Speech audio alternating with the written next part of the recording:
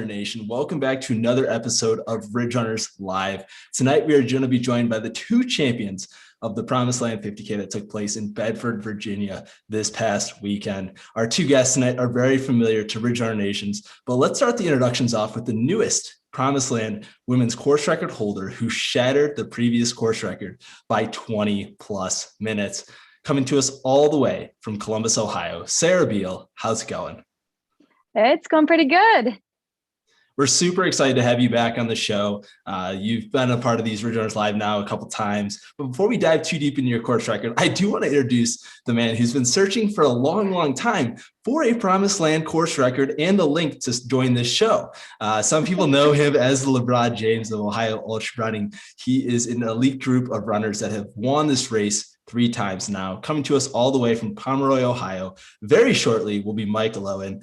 But we're going to start things off with our traditional question. What is everyone drinking tonight? And Sarah, if you want to start us off. So I have something new. It's an IPA from Kona Brewing Company. So it's pretty good. Which one is that? Which IPA? Brew IPA, hibiscus. No clue. Just got it the other day. Really like it.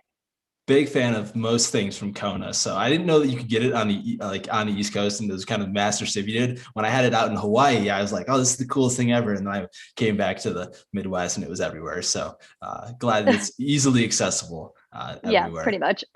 Cam, what about you? Well, I forgot the unmute button. Good to know Michael isn't the only one having difficulties tonight.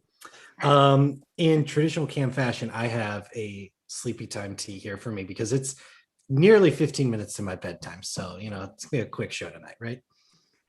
We're going to keep you up as we always do, Cam. That's how we always do. I'm also on the tea energy today, so I just have a green tea. That's just because I got the second poke today. So I really just wanted to, make sure I'm doing all the little things. I had a salad for lunch, really going all out on the extra precautions or whatnot. But Sarah, let's dive into your race. A lot of people are going to be curious about, what it was like running Promised Land for you. This was such a big race for you. It was an A race. You ran the Super Bowl Trail Championships a couple of weeks back, won that. But just before we dive into the actual race, let's just set the scene for people that have never been to the Promised Land Youth Camp. What was your emotions like when you arrived on camp Friday afternoon? And what was the vibe around camp in the Friday night? So it was definitely different from any type of race. It was tent camping the night before and definitely not used to that. But it was a pretty relaxed environment. I mean, everyone was just all camped out. The whole field was filled up with cars and tents, and it almost didn't feel like it was the night before a race. It just felt like it was just time to hang out and have a good time.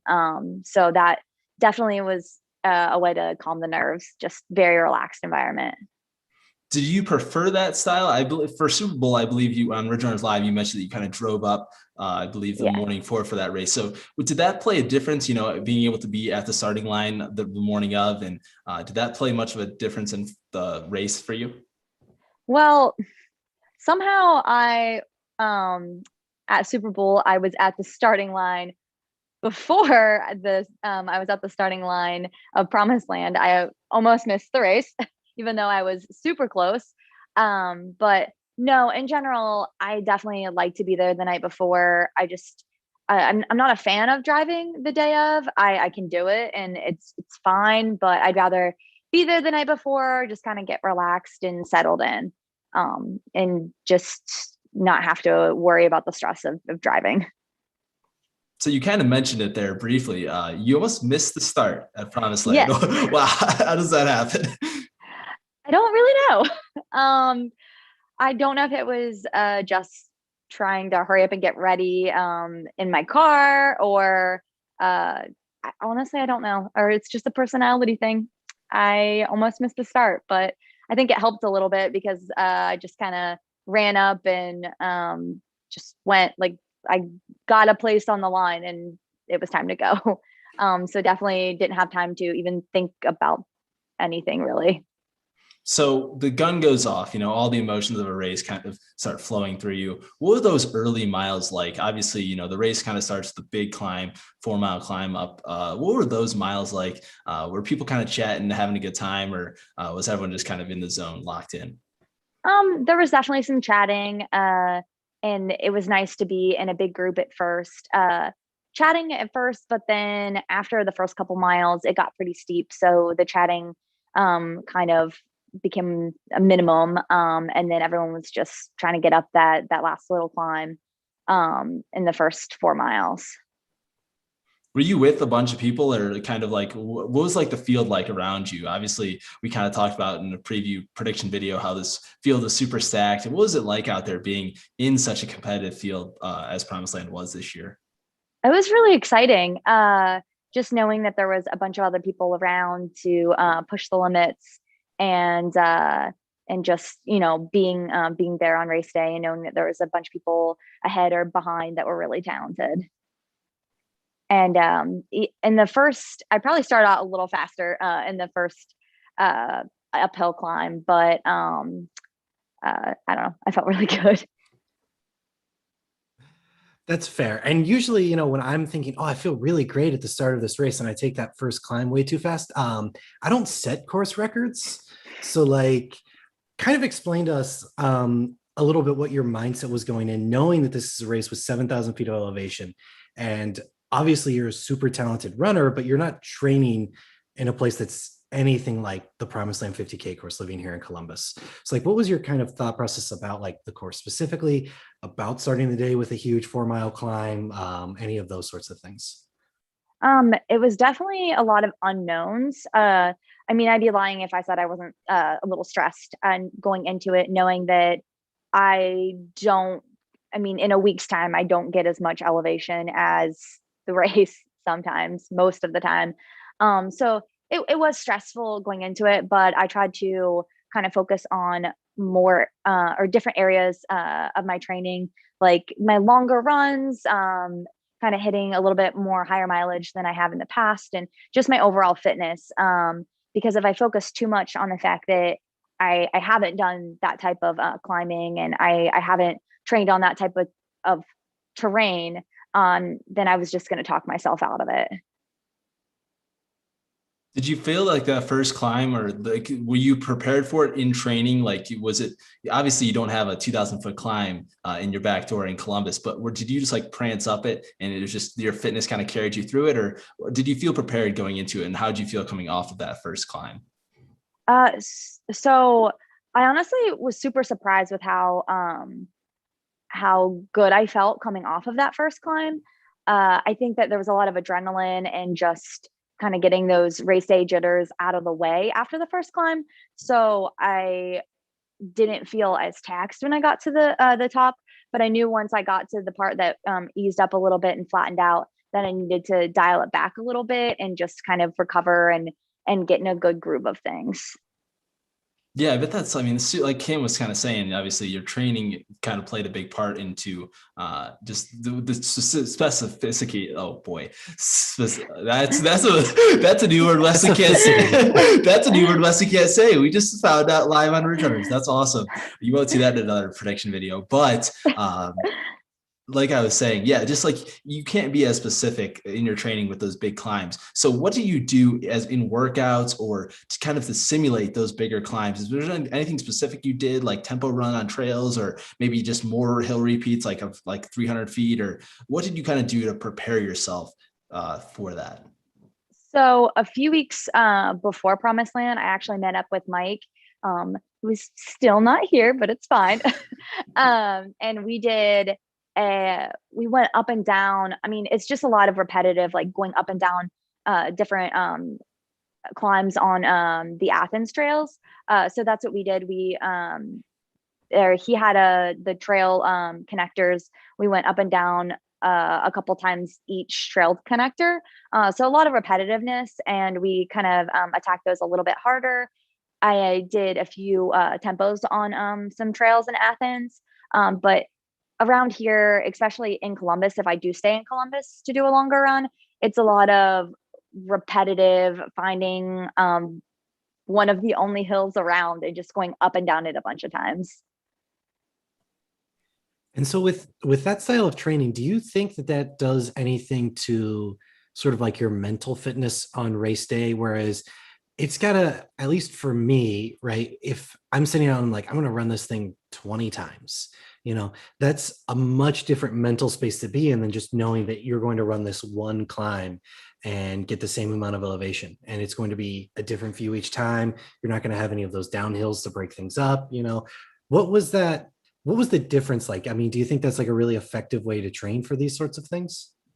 Um, it definitely seemed to help whenever I was on the course because I've done so much repetitive and maybe not the best views with the hills in Columbus, that when I was out there on the course, it was just different view all the time. And I was more focused on my surroundings, which definitely helps. Like here, it is pretty mentally taxing going up the same hill a bunch of times. And I can cover about 20 miles in maybe 2 or 3 mile radius, which is very, very much of a struggle at times. So yeah, I just think that it was so refreshing going into this race, knowing that I was just going to be out on a long stretch of trails and seeing different things and maybe not even worrying about, what hill I'm going to go up and down multiple times again. It's just following the path and having a big open space to get through.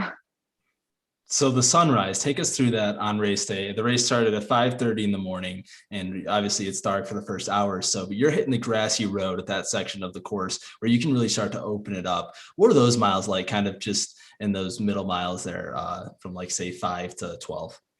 Oh, it was so beautiful. I caught myself running, and whenever I'm really focused on something that I'm running, or I'm focused on something while running, I tend to veer towards it. So I had to tell myself, okay, don't fall off the mountain. Really focus on staying on course.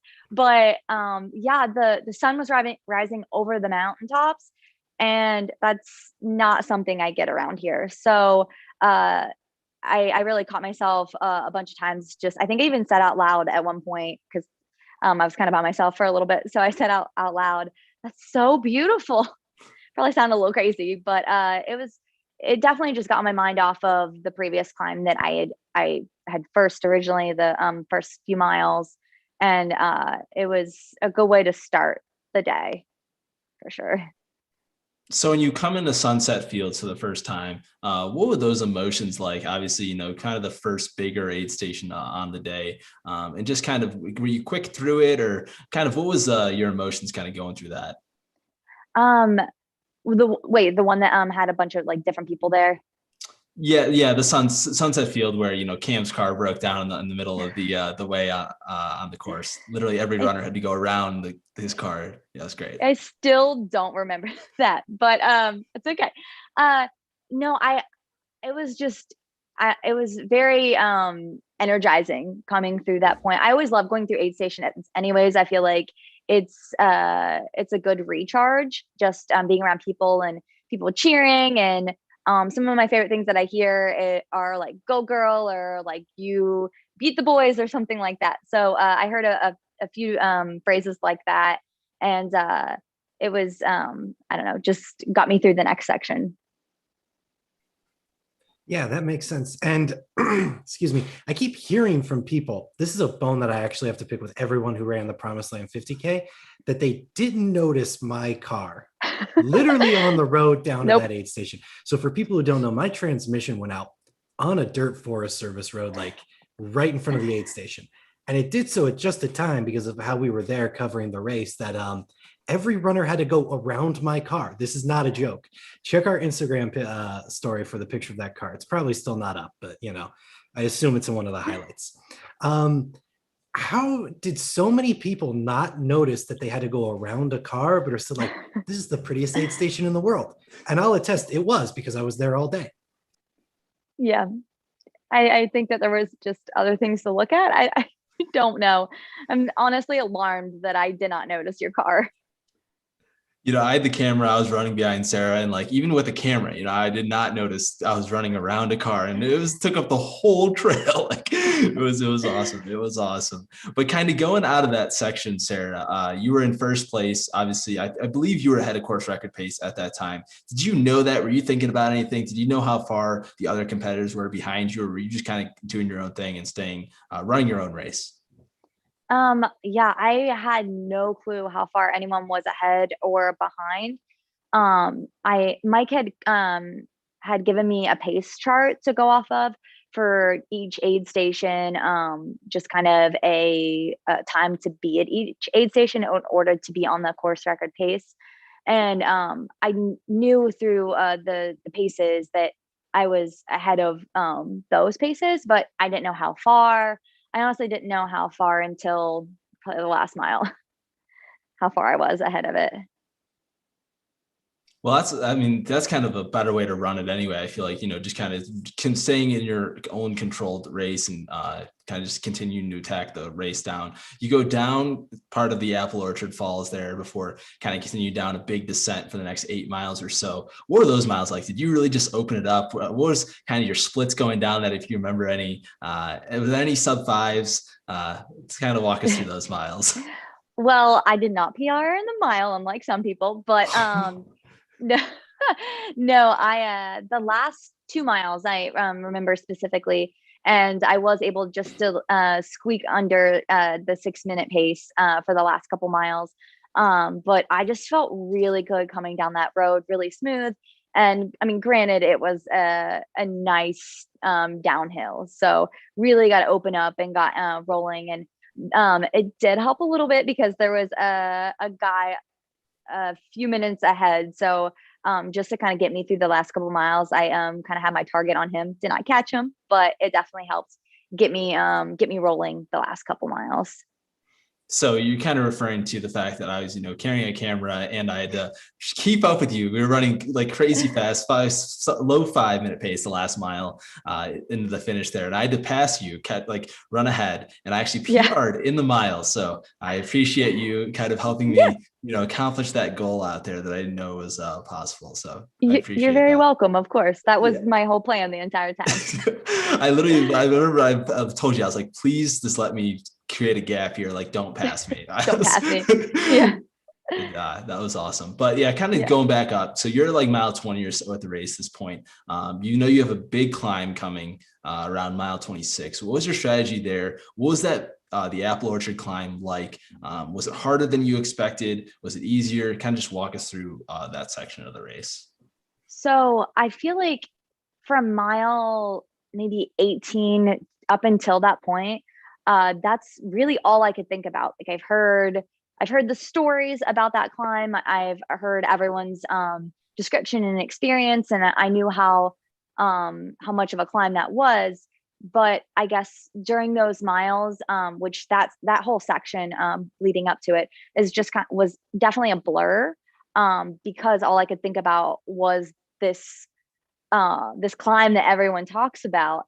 So it was a very difficult climb, like by any means. I mean, there was a lot of hiking, definitely fell uphill twice, which is on camera.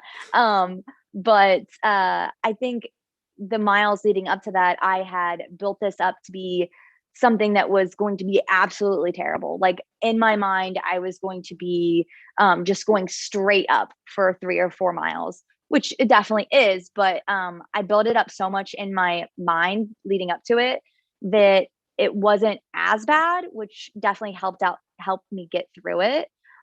Still very difficult.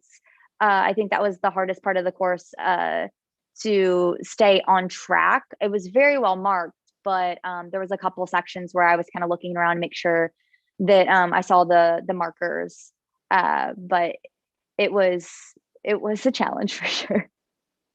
So do you think that strategy helped you out, and just kind of knowing that, okay, I'm just going to try to mentally prepare. This is the hardest climb I could ever even fathom. And then when you get to race day, it's actually not as bad. Was that kind of a good mental strategy, you think, for other people to possibly try on that climb moving forward? I think it definitely worked for me. I mean, the only thing is I was fortunate enough to not let it ruin the miles before that. But it was a big stressor leading up to it. So it can definitely go one of two ways. Like if you let it completely consume the rest of the race and completely shut down and not get motivated through the section leading up to it, then it can definitely negatively affect. But for me in this specific race, I feel like it helped because once I got to it, it wasn't as scary as I had imagined, and it was easier to get through that climb. And it almost went quicker than what I thought. For some reason, I thought it was going to feel like it was 2 hours of my life, when in reality, it didn't feel that long. Did you know at any point, because now you're saying at mile 26, did you know you were under course record pace by a significant amount of time, or were you even thinking about that at that point of the race? I knew with the splits and the paces that I'd hit in the previous sections that I was like under it, but I didn't know by how much. And honestly, I think it was right whenever you had took off and said, "Don't pass me." I started like looking at my watch, and I had the course record in my head, but for some reason at that moment I started freaking out, and I thought, "Oh, wait a second, I think I think I'm already at it. Like I don't think I'm gonna get this." So I pulled out the pace chart coming down the hill with like less than a mile to go, and I'm like squinting at this pace chart that Mike had created for me, and trying to like check the time to make sure that I was like under it. So at that point, then I knew that I was under it by a decent amount. Well, look who decided to join us. I'm here. Can you hear me? Yep. We gotcha. Michael Owen, welcome to Ridge Runners Live. How are you doing? I'm doing good. Didn't think I'd make it, but I'm here. We're glad you made it. We're at the end of, or nearing the end of Sarah's journey in the Promised Land race. So we're just finishing up her last couple miles here. Awesome. I'll tune in and hear what she has to say. Oh my gosh. So kind of when you coming into the finish line, Sarah, and kind of realizing, you know, all the emotions, all the cheering and all the people, what was that moment like for you? And kind of realizing that you did beat the course record by 20 plus minutes. I feel like that's such a hard like feeling to really fully explain, but I mean, leading up into something that you set such a big goal for, I mean, there's a lot that goes into it, right? Like you put a lot of time, you put a lot of effort, and even that day, you're putting it all out there that day. You're uncomfortable for 5+ hours. So crossing the finish line and seeing that whatever your goal is in general, to be able to hit that goal, I feel like it's refreshing and rewarding and just a whole bunch of emotions. And I feel like personally for me, this being my first mountain race and this much elevation in one day, I feel like it was a way I proved to myself that I can run a race like this and I can succeed at a race like this. So it was definitely just a big day for me, proving to myself. Yeah, absolutely. That's great to hear. We'll now transition to our second guest who has, decided to finally join us tonight. Michael Owen, how are you doing tonight? Good, Cam. I'm good. It's been a busy day, and capping it off with the best part of the day, to be honest. Talking to you, Cam.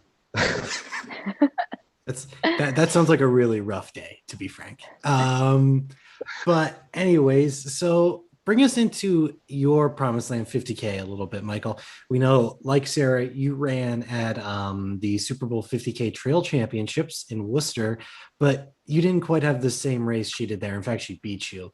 What did that do for you rolling into Promised Land, knowing that this is a much bigger race and a much more important one to you, frankly? Yeah, so, as many of you know, and a lot of you guys know, I've dealt with basically a 12-month-long injury, by far in my running career, like the longest sustained injury that I've ever had. And the whole, basically, last 9 months of 2020, just really frustrated with that, and training was interrupted, basically every week, and to the point in 2020 where I didn't run a step in the month of November, barely ran in October, started easing back into it in December, and so Super Bowl, when March came rolled around, I was still kind of in that rehab period of an Achilles injury, and so I still wasn't fully confident in early March. And in fact, there was still days where I was having Achilles and lower leg pain. And so the fitness was kind of there for a 50K. Like, obviously, when you're kind of like rehabbing and backing off mileage, when things flare up, you can't fully get to the fitness level you want to or might expect to be at. So Super Bowl, to me, in March was a good first test for my Achilles, and I got through it pretty well. It was, a couple of days after, it was kind of like nagging me, and but fortunately, I think it also set me on the path of kind of getting fully recovered, and so it kind of like worked out some kinks or something.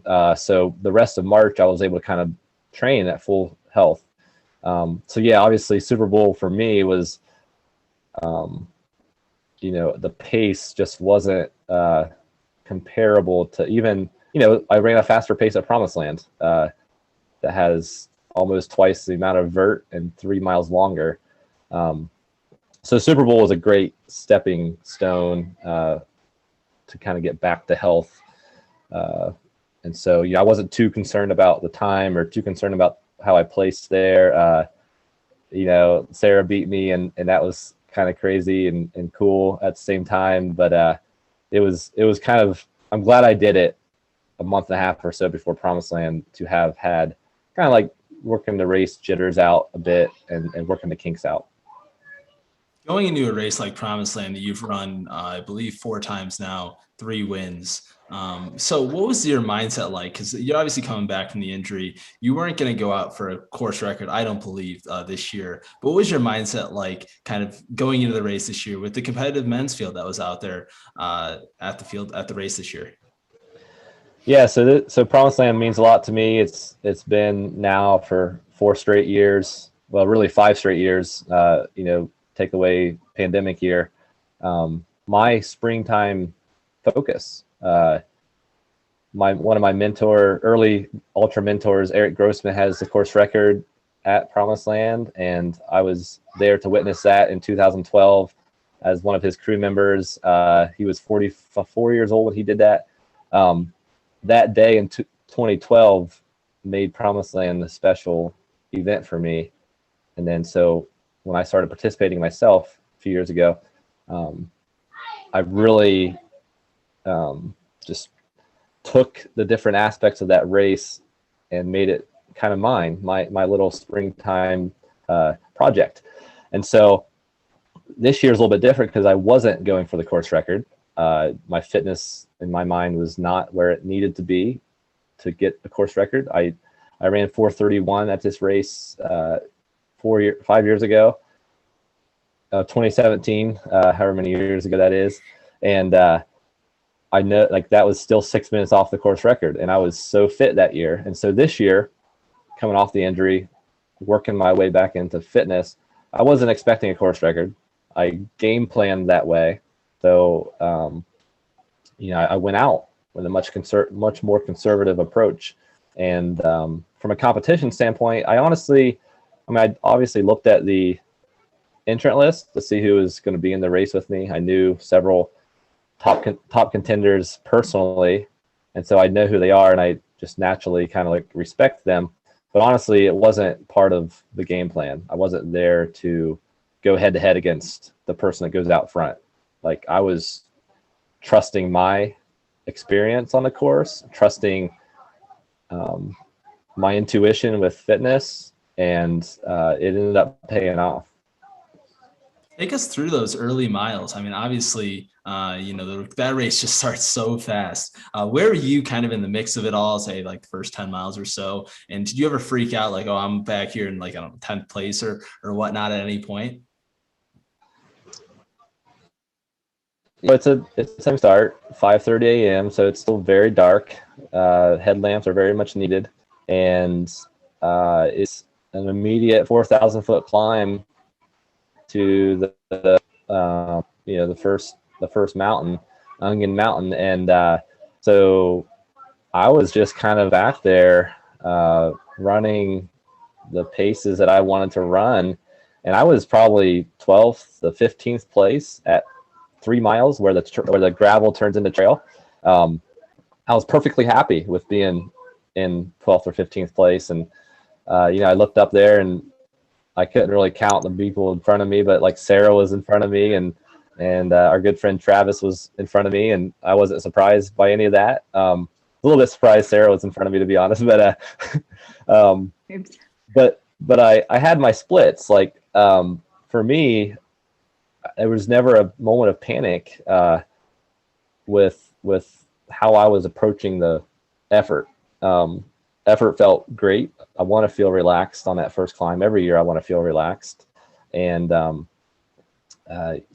but with that said, once you kind of summit that first peak at mile 4, you've got a nice 6-mile rolling grassy road that's runnable, and that's one of my strengths. And so I was able to get into 3rd place probably by about mile 7 or 8. And so when you say that you were able to get into 3rd place by mile 7 or 8, just because the flat runnable, like grassy road section it played more to your strengths. Did you go into that looking to move up, or were you still just kind of like, I'm running my own thing, like I'm running my own pace, I'm doing my own thing, and then everybody else in the field just kind of came back to you because of that? Yeah, it's probably a little mixture of like they came back to me and I came up to them, like, because I ran this course 4 times, and I also have trained on this course many times in the past. I print out a pace card I put in my little pocket, and it's not just a pace card, it's not just the overall average pace. It's broken down to translate to the course. Some sections are all uphill, some sections are flat, some sections are downhill. So I was just kind of adjusting to that pace and the goal with that, and also just effort felt smooth. And so I pretty quickly, throughout like miles 5, 6, 7, and 8, I consistently passed those handful of people that were in front of me still. So that was not me competing as much as it was me kind of putting myself in a spot that I felt comfortable with still. Yeah, and so then you're coming into sunset at the aid station at about mile 9, and you're in 3rd place now.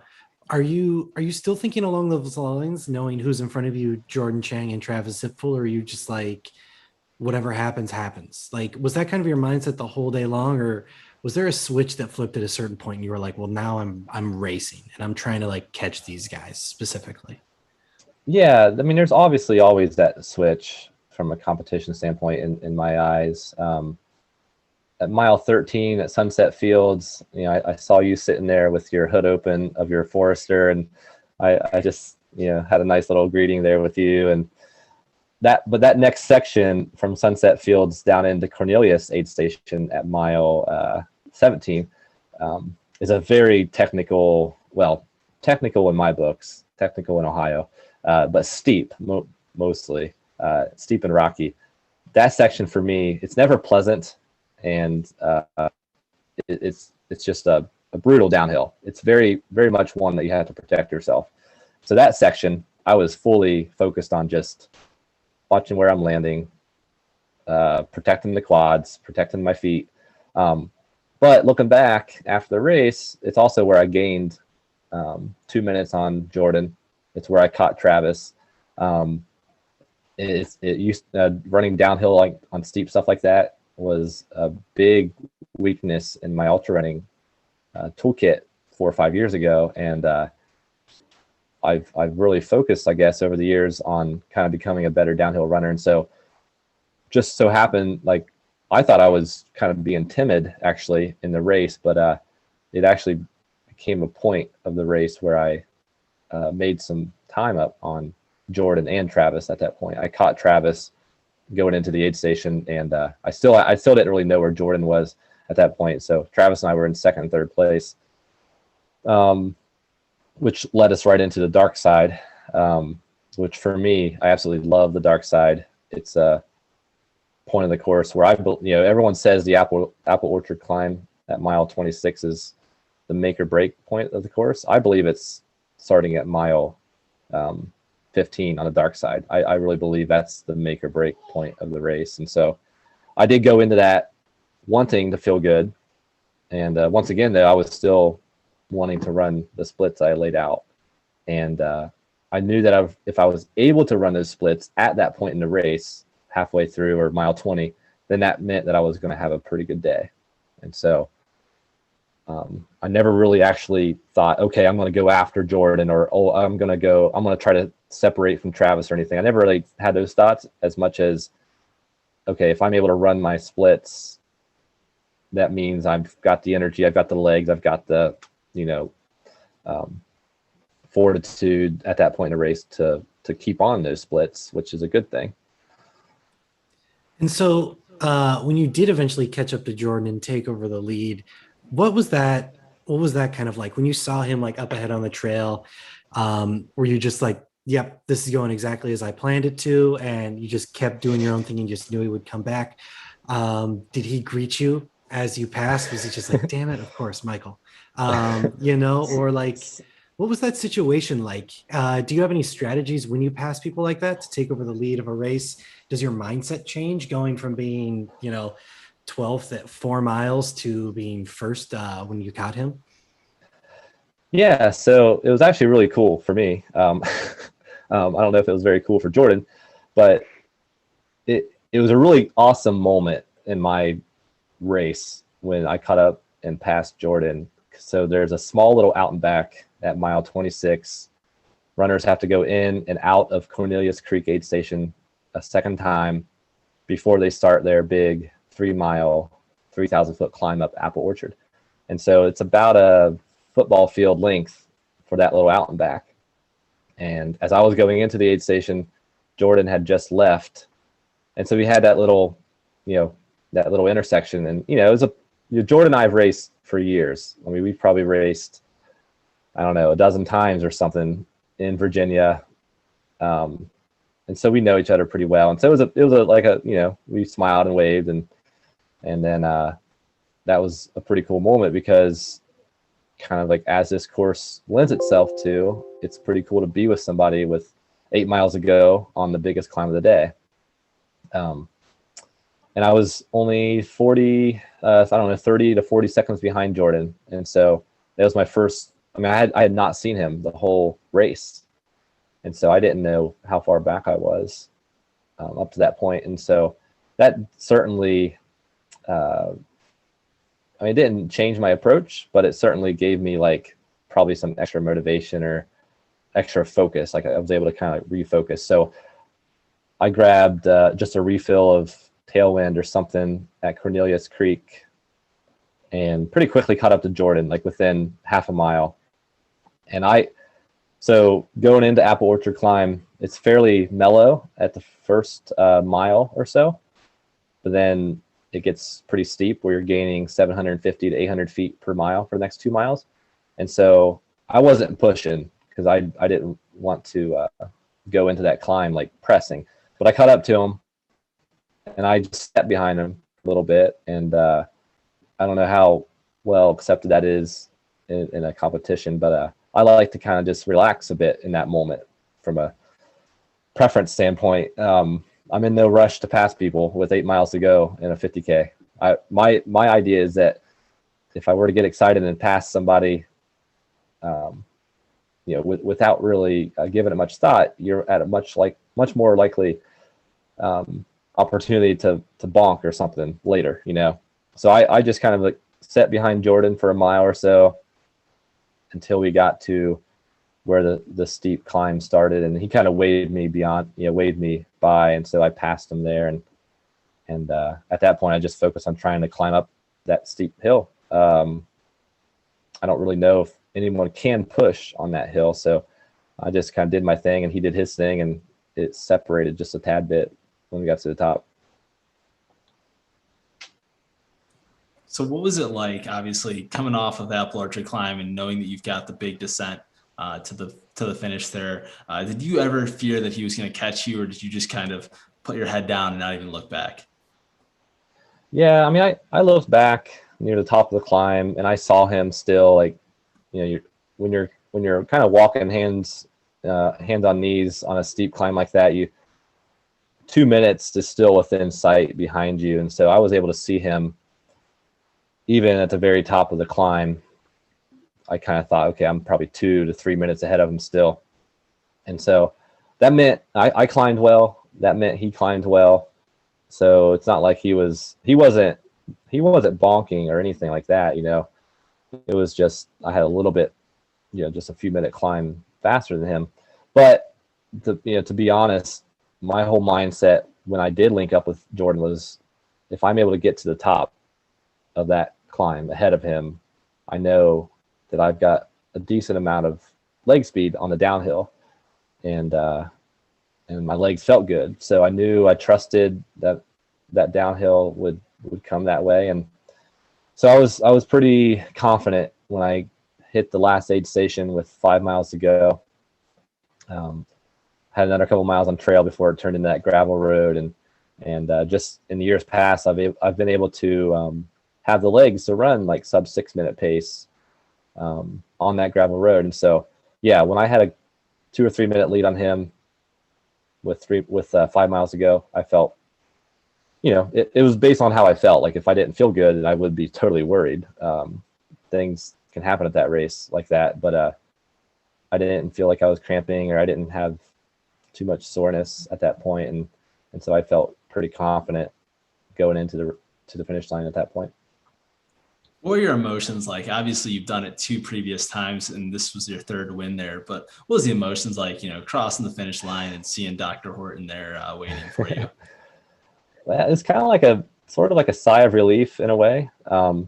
Like, okay, like I've kind of turned the page with this stupid Achilles injury, and, you know, knock on wood, it's felt good in the 3 or 4 days since the race. And you know, like it's also just not that likely to feel good at Promised Land. And I felt good, and I don't know what that is attributed to. Maybe coming into a race without a ton of months of training is a way to approach some of these 50Ks. But I certainly felt worse in years past finishing that race and going into the last 10 miles of Promised Land. So I was just kind of like breathed a big sigh of relief, and was just relieved in a way that I had the opportunity to race again and to get healthy. You know, like, Promised Land is so special, and I'd hate to go into it in the shape that I was in 4 months ago. Who knows what would have happened.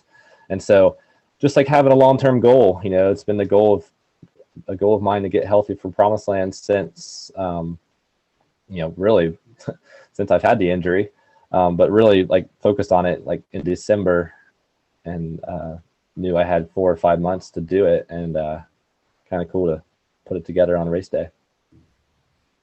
Well, we want to say congratulations to both of you on the epic performances that you guys laid out there at Promised Land this year. I think everyone there was totally just blown away by both of you guys. Obviously, Sarah setting a new course record, and then Michael just doing what he does at that race, which was totally awesome to see. Let's transition a little bit. We still have a couple minutes left, but let's dive into what's next for you guys. Obviously, Regeneration's always curious on what's going on next, and these are both kind of A races for you guys. So what's your next A race as you kind of jumpstart this new part of your year? And Sarah, if you want to kick things off. So I'm hoping to get into the Leadville 50 in July. I'm on the wait list, but not too far onto the wait list. So that's the plan for now. Is there a way we can like reach out to the race director or get you in after your promised land course record here? I mean, this is ridiculous. I hope so. I don't know. Coach? I'm a race director too, so I don't know what race directors think when you reach out to them, but I would think Sarah will get in. It seems like Leadville has some kind of process like to get these waitlist people in, but it's that organization's just you don't know what you're getting with Lifetime Fitness, to be honest. They're probably the least transparent race organization out there, but they should do better. Anyway, I am in the Leadville 50 miler. Great transition.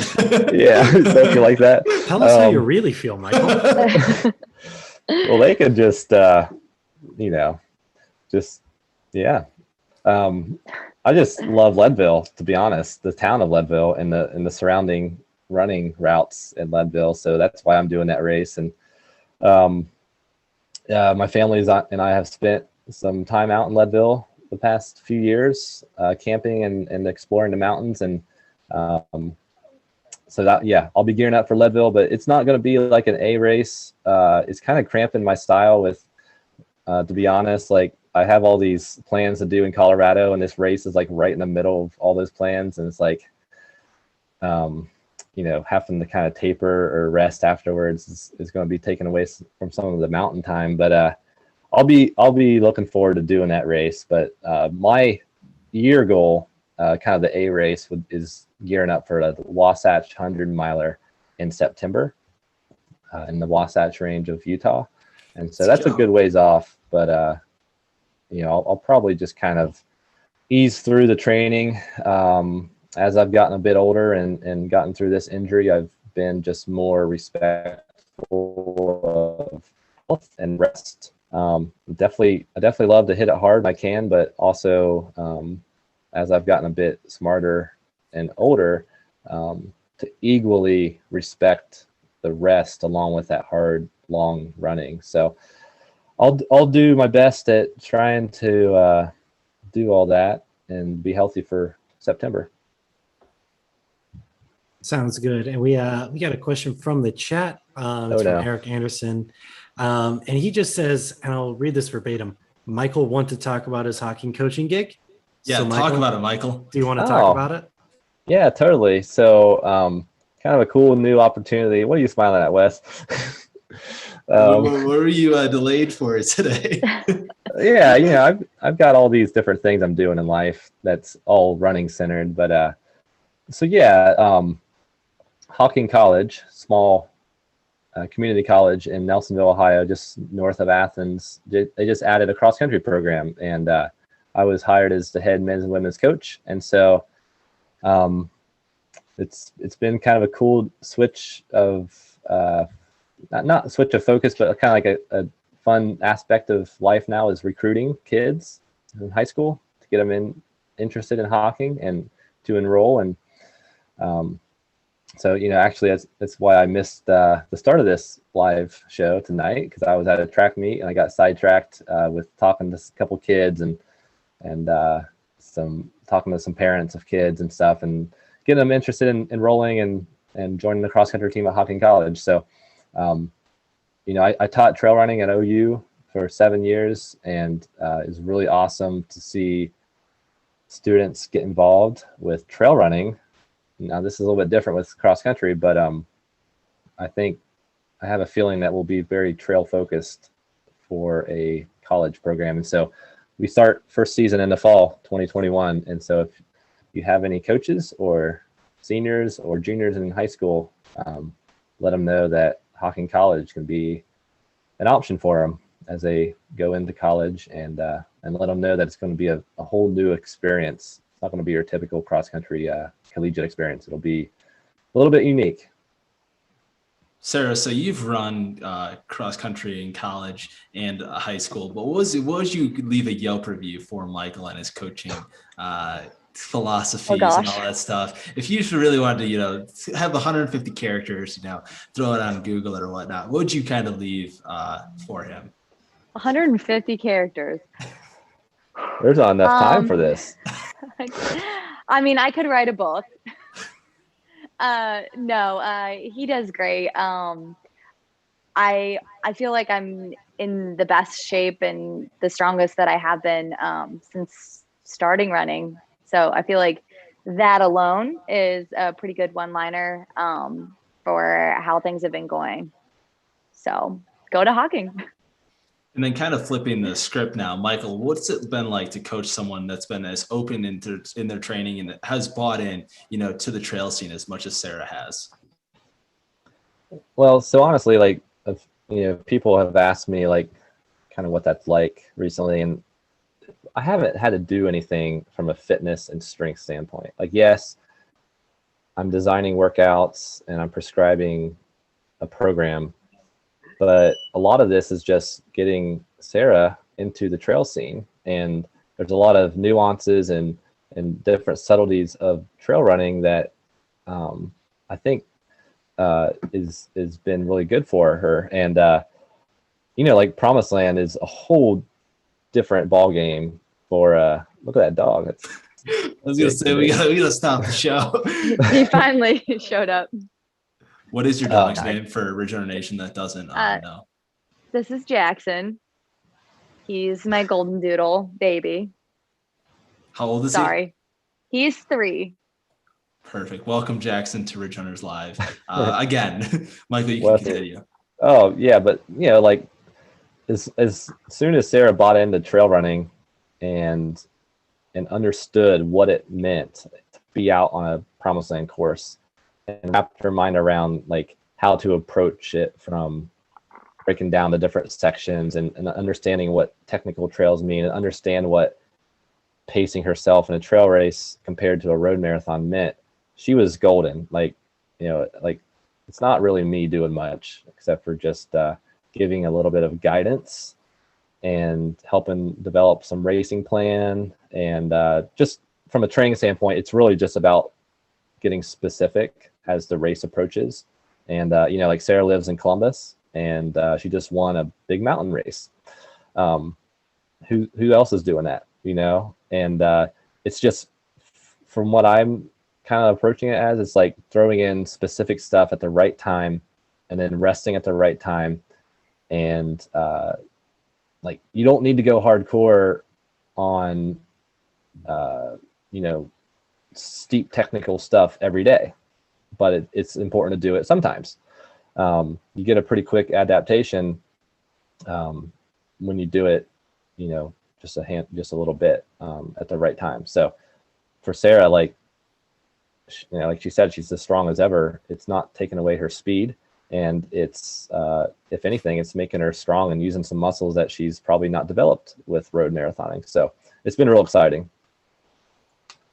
So you guys have both been on the show, so you guys know all of our quick questions to this point. We're not going to make you answer those like for the 9th time probably for Ridge Runners, but I do want to play a different game that we've kind of never played before on Ridge Runners Live here at the end. And this is something that I believe, I got a couple text messages after this race ended, and it was basically, why isn't Sarah sponsored yet? So we're going to play a game, and it's going to be called Pick Your Sponsor. So Sarah, if you could like, dream world here where you could just have like, 5 brands that would sponsor you, what brands would they be and why would you choose them? This is stressful. I'm not fully prepared for this. Oh my gosh. Well, I really like Hoka. Just go over the kit you wore, or like the stuff you wore at Promised Land or something, I really sorry, it's distracting. So Spring Energy has been basically the only thing that my stomach can handle. And Tailwind, I absolutely love Tailwind. I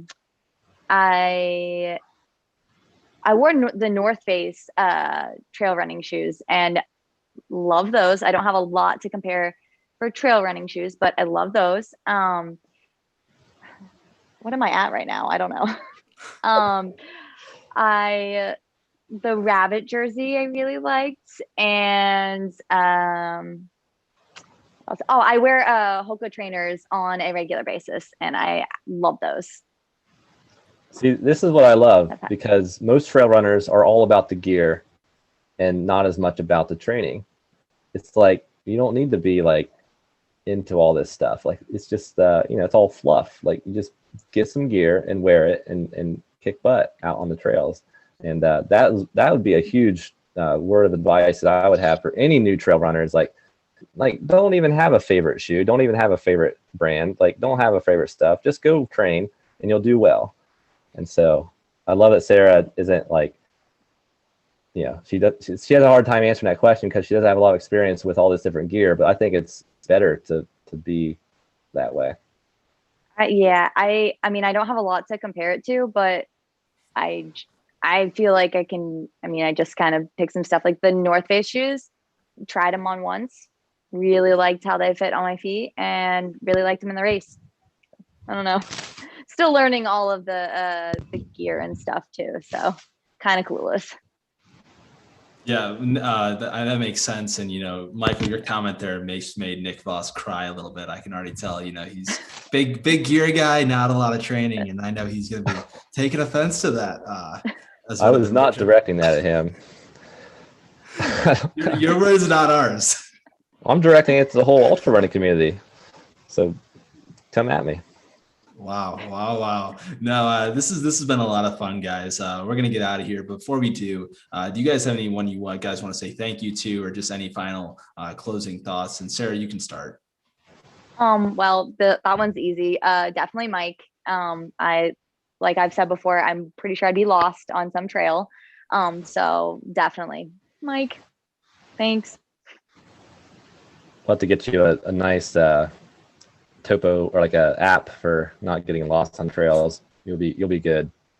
Yeah, maybe. Probably not. I'd like to think, so one cool thing about Promised Land was that there was some pretty cool people from the Ohio running scene that came down. And so that was just a ton of fun. And I got this sense, like, as soon as I pulled into the Promised Land camp, of like a heightened excitement at the camp. Like, I was a little bit late getting there maybe, but like the whole place was filled up early. And so anyway, my wife ran the 50K. Nick Voss came in from Denver to run the 50K. Travis came down. Maggie from Athens came down, ran 50K. And so it was just kind of cool, and very thankful for the community of ultra runners and trail runners in Southern Ohio. Just over the course of the last 12 months, we've not had a lot of things to kind of like watch out for. And so this was, in my eyes, kind of the kickstart to the next chapter of growth for the trail running community in Southern Ohio, and thankful for the community. Yeah, great way to sort of end us there, Mo. Yeah, so that'll be our show for tonight. We want to thank you guys so much for joining us. It was Sarah Biehl and Michael Owen, winners of this year's Promised Land 50K. Sarah Biehl, also the new course record holder at that race. Michael Owen, maybe one day. We're rooting for you. Anyways, thank you all so much for joining us tonight. We will see you on the next one. Bye. Thank you.